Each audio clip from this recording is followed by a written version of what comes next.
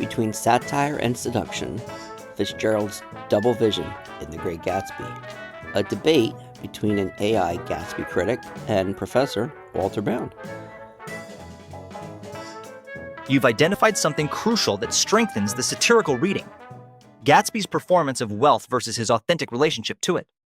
The detail about his sparse bedroom is particularly telling, and you're right that his conspicuous consumption is entirely instrumental, not hedonistic like Tom and Daisy's. This raises a deeper question about the novel's ultimate judgment.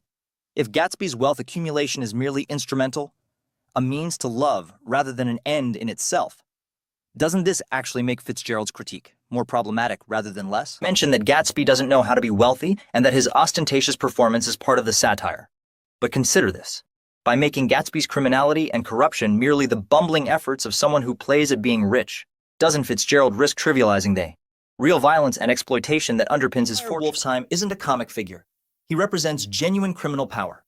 Gatsby's business dealings aren't just social awkwardness. They involve bootlegging and likely more sinister dealings. So here's my concern. While the satirical reading works for the social comedy of manners, doesn't it potentially excuse or romanticize the actual moral corruption? Gatsby's illegal activities become just another aspect of his endearing inability to perform wealth correctly. Aren't we losing sight of the real victims of that corruption? People like the Wilsons, who pay the ultimate price for this class performance. How do you reconcile the satirical framework with the novel's apparent blind spot toward the genuine harm caused by Gatsby's pursuit of his noble goal? That's a critical and necessary question, and I think the tension you're describing isn't a flaw in the novel's design, but rather a further dimension of its critique of the American dream.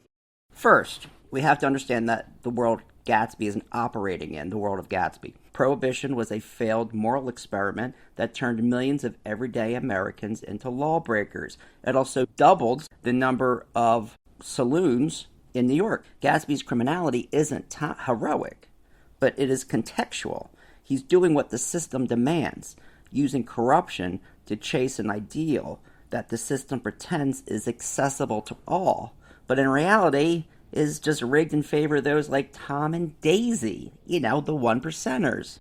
Look at who calls him out. Tom Buchanan, the man dripping in hypocrisy. He denounces Gatsby as a bootlegger of these drugstores that he owns, while hiding gin bottles and towels and partying in Manhattan love nest with Myrtle. The ruling class critiques the so-called new money for being dirty, while their own hands are already filthy.